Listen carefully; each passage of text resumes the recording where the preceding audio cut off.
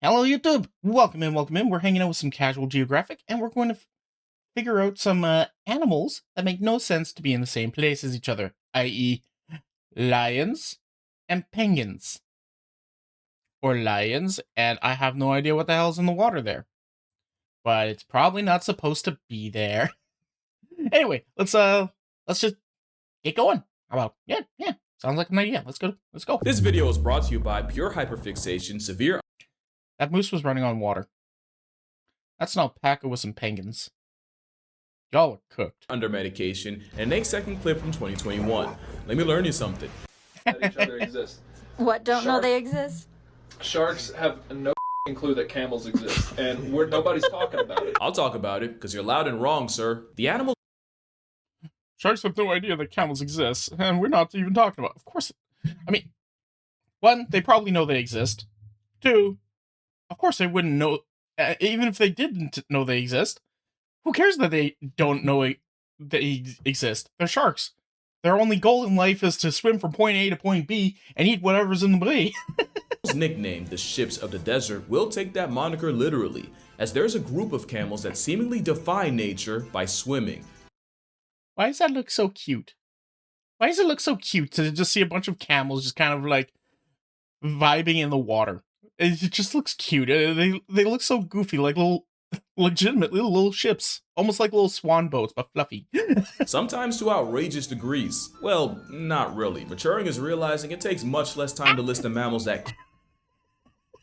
The little rabbit just kind of floating. Oh my god, that's a vibe. can't swim, and if you're not sure, just assume they can. And wouldn't you know, backpacking a hump of fat makes for an elite flotation device, which is why the animal built to... Camels, what the hell even are you guys? survive the absence of water, while also being able to pull up on you at sea, is proof that the difference between reality and fiction is that fiction has to somewhat make sense. These hyper-developed swimming sand donkeys are known as the crocodile camels, and along with being a synchronized exercise in free will, this aquatic prowess allows them to cross rivers and even shallow sections of sea to reach salty mangroves on the other side. And they're weirdly, almost disrespectfully graceful at it, and can keep at it for hours like nothing. In fact, I've seen well, yeah, camels are like purpose-built for stamina. Like, they're supposed to be built to go pretty well days without really much rest, right? Like, so it makes sense that they're able to just kind of like, oh, I see a nice little tree way off in the distance. Let's go get it. And come hell or high water, they're going to get that tree. jockeys struggle more with dunes. Act like you've been here before. So the chances you find a salt-seasoned sand... He was, like, let's be perfectly honest, like, any other animal would probably try to walk up that on all four of its actual feet. This guy has decided, you know what? The easiest thing to do at this point is to get on my front knees and use those in order to lift my ass up there, because this ain't going to work going up the normal way. He is acting like he's been here before.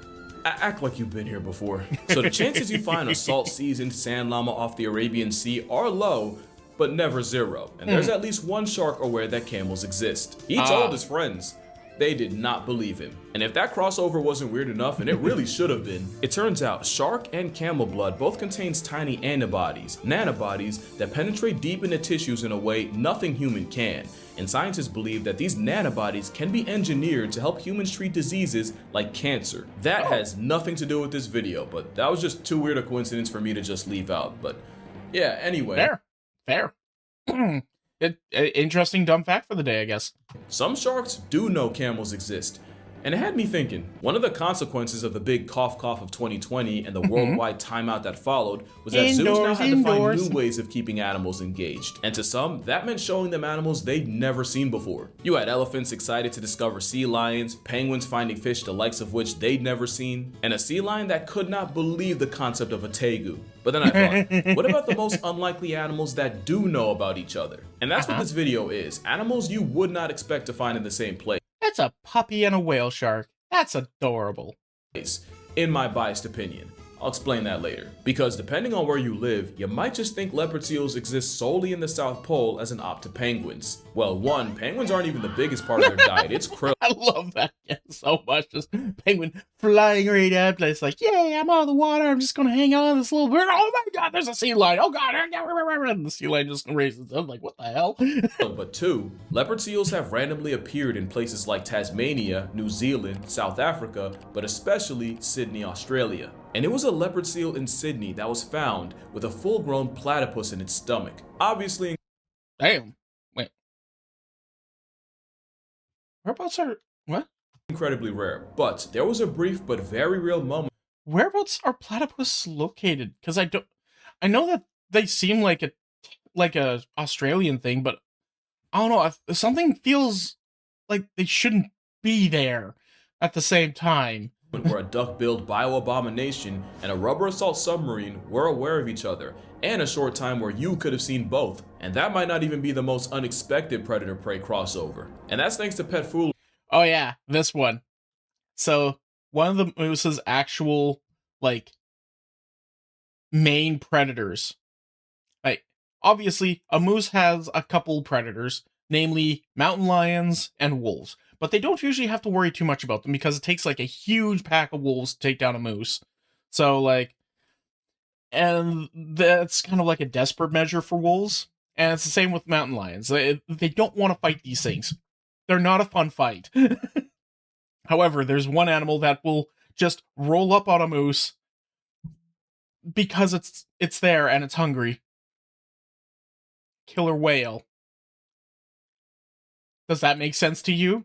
Let's find out. For immortalizing this nonsense right here. For the longest time, this has been one of my favorite animal facts to mess with people's heads. That a moose's habit of diving underwater for food means they are a natural prey for a high contrast steroid apex dolphin. And after saying it for years, I regretfully have to make a confession. It is true that the same mega deer that can dwarf cars on the freeway can also dive up to 20 feet underwater. That is, yep, they actually really like seagrass, so they'll do that. If Musai doesn't just run across it, but there are very few, if not one main incident where they became orca fodder for it. This was in 1992, when two moose were swimming about a mile off of Alaska's Pleasant Island. Evidently, their experience was anything but, as the pair were quickly approached by 4 transient killer whales. The ecotype that specialized in hunting mammalian prey. Okay. One moose was murked and eaten on the spot, and the smaller of the two managed to escape, but proceeded to drown in a kelp bed. Since then, buddy. there have only been a few cases of swimming moose and deer getting opportunistically bossed up by killer whales, not nearly enough to be a habit. The fact remains that there are orcas fully aware of the concept of a tangler, which can result in a really bad day to be a moose. But again, super rare. But there's one animal crossover that has only gotten more common. It's still just wild to even think about. Like, the moose is one of the largest land mammals in North America. Actually, I think it's like the largest land mammal in North America. Pretty well. And trust me, these guys are monsters. I've seen them. Holy crap, they dwarf a car. They can dwarf a truck. You run into these things with a semi, and sometimes it usually comes out in a tie. Like, these guys are nothing to sneeze at. But when they're, off land, they're pretty well sitting ducks. Like, their biggest strength is being able to charge you, right? So it's a great meal for an orca when they're in the water, I suppose.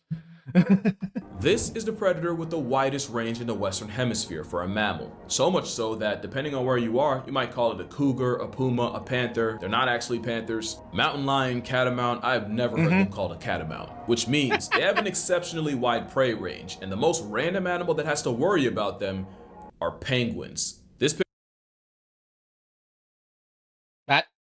picture is absurdly unserious, but the fact isn't. Magellanic penguins will breed at the very tip of South America, which means open season to a cat that probably couldn't believe its luck of finding a colony of birds that can't fly. God bless that penguin. He's trying to argue with a feline Grim Reaper, and the puma's just trying to get him to go out with... Look. Penguin probably understands. I am too far away from the water. You are naturally on all fours.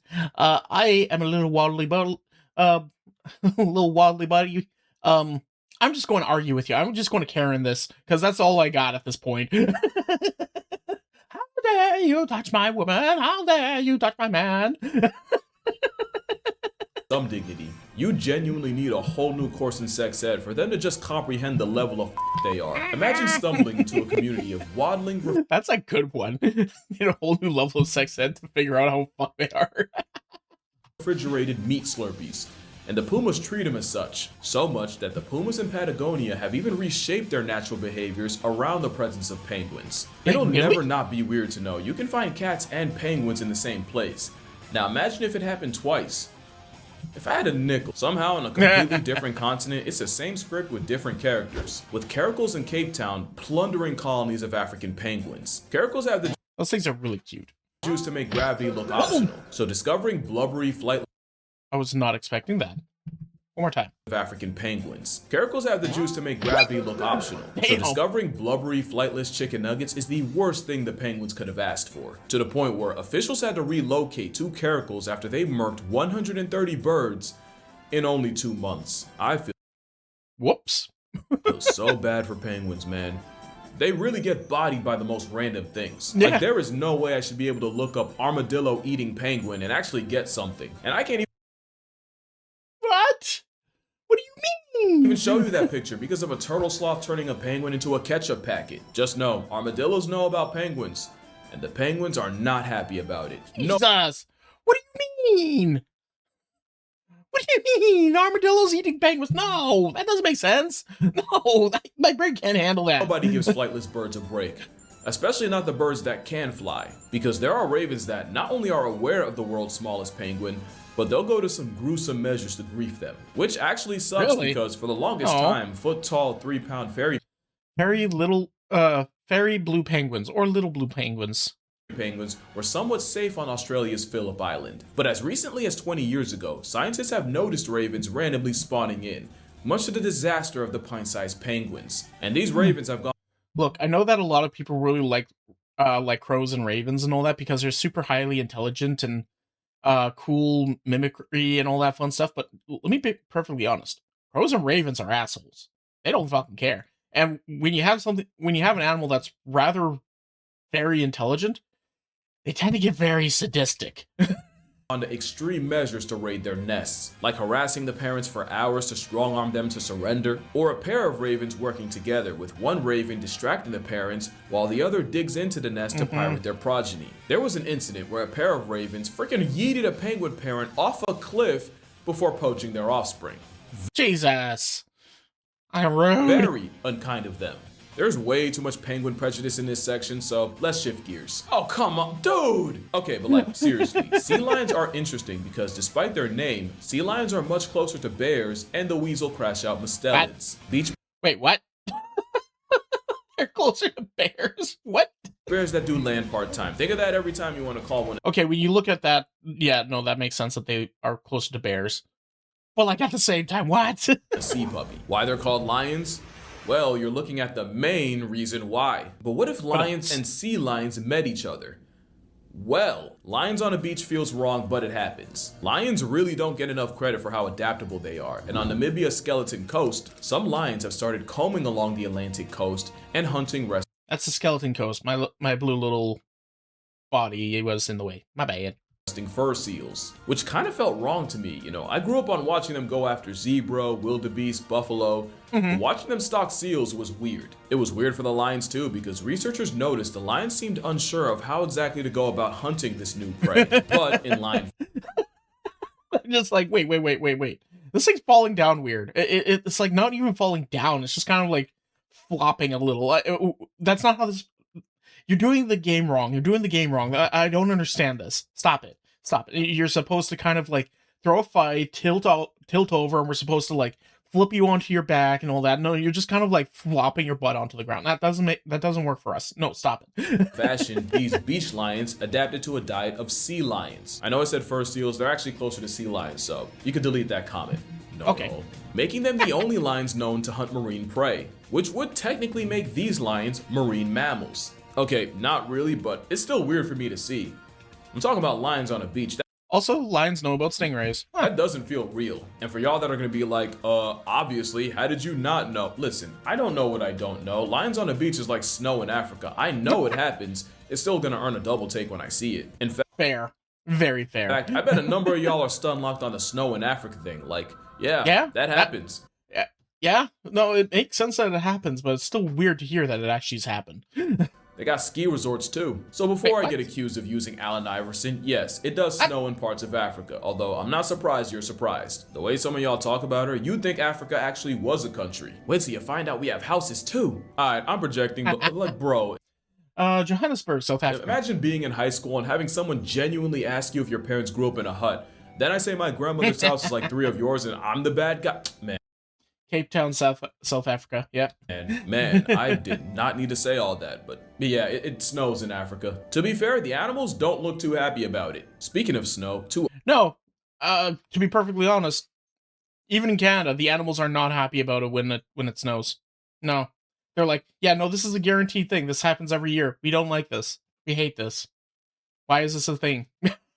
other animals you wouldn't expect in the same place, or at least you wouldn't if we share bias. I remember how mind-blown I was when I found out grizzly bears and Oh, yeah, the growler bear. Oh, no. This is a problem. polar bears know each other. Now imagine how confused I was when I found out they do more than just know each other. To the point where growler bears are a legitimate thing.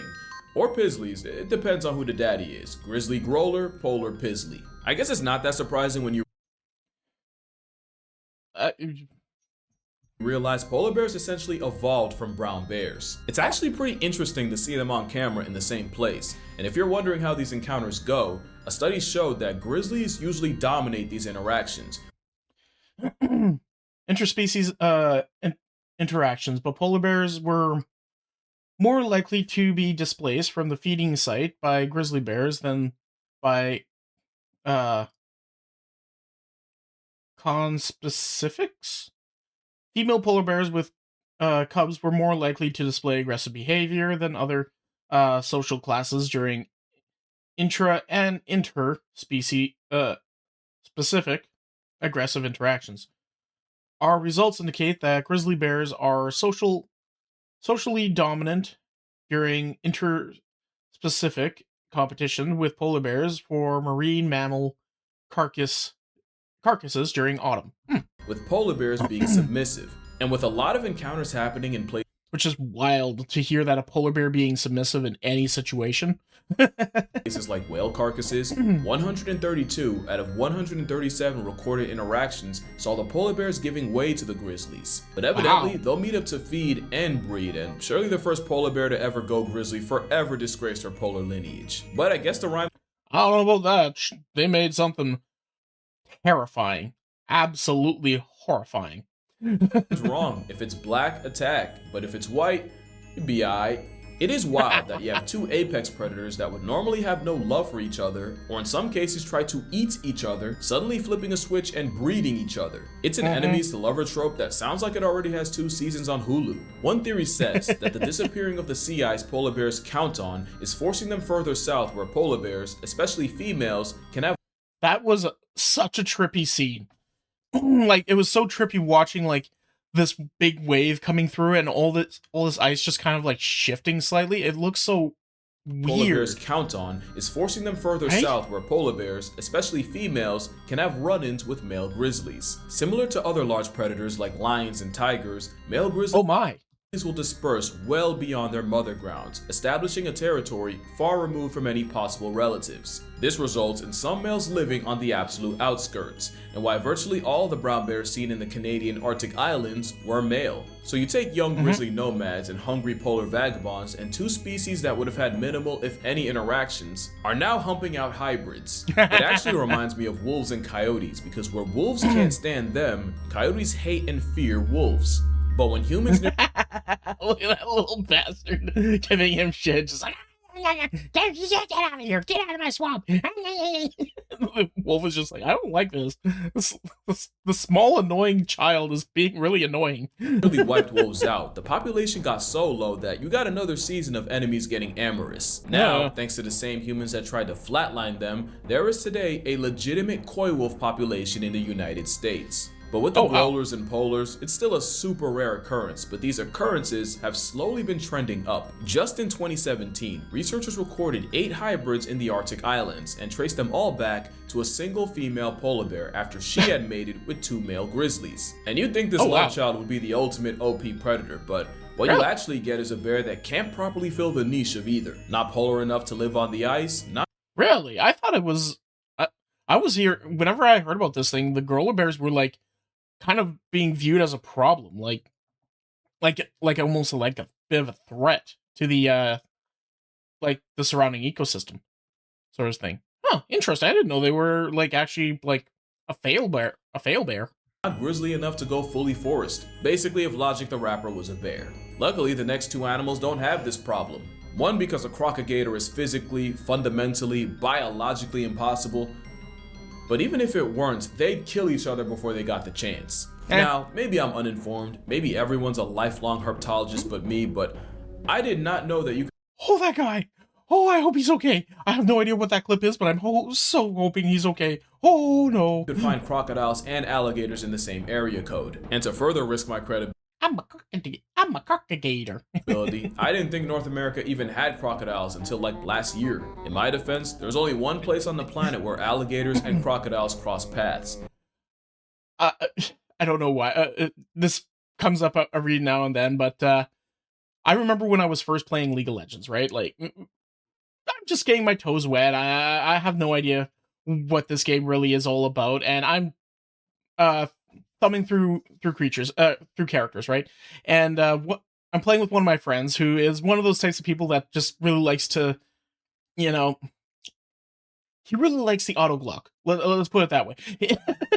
Especially when he plays games. He loves to just be the best on the field at any given time, and have no competition in the moment. He was playing, I think, Rengar or something like that, and he was absolutely dominating the other side, and I was playing what's the crocodile dude's name? What is it? Hold on.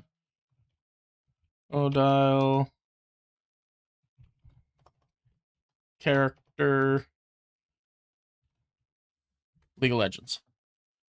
Renekton. That's it. Renekton. Reneknek. There it is. So he was playing Rengar, I was playing Renekton, and Star, my wife, was playing somebody else. I can't remember exactly what she was playing at that moment because it didn't click in the moment.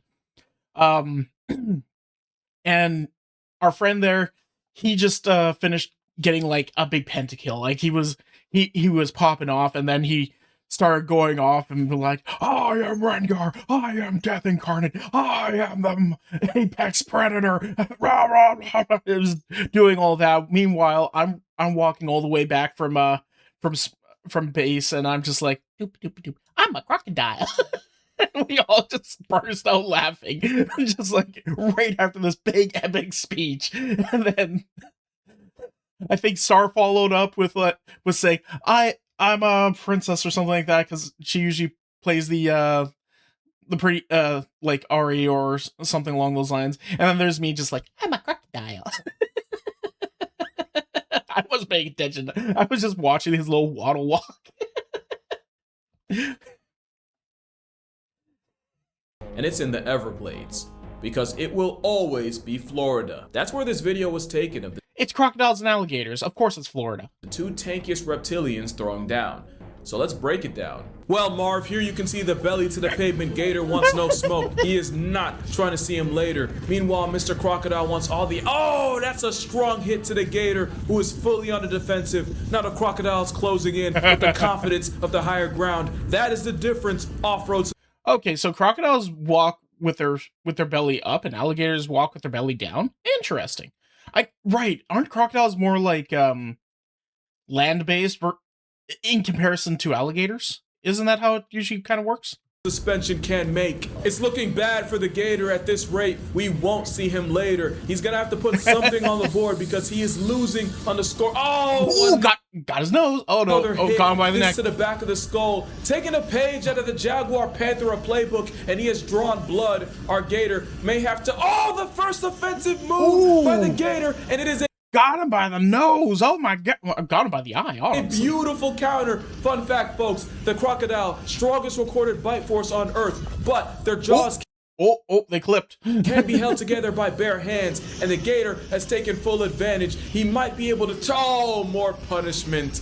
To the man that bet the house on the gator, your wife you will not be seeing later. God bless us all. Just another day in the Florida Everglades.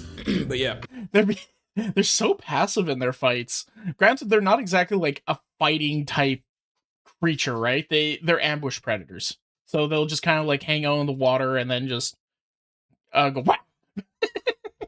Crocodiles and alligators in the same place. Kind of crazy. But that's just Florida. But there is one place that has arguably the most insane animal crossovers on Earth. And it's a place you've probably overlooked. And that's because India does not get enough credit for the sheer biodiversity they house. Virtually no other country has more species of wild cats. It's not that I give it credit. I just kind of like assume.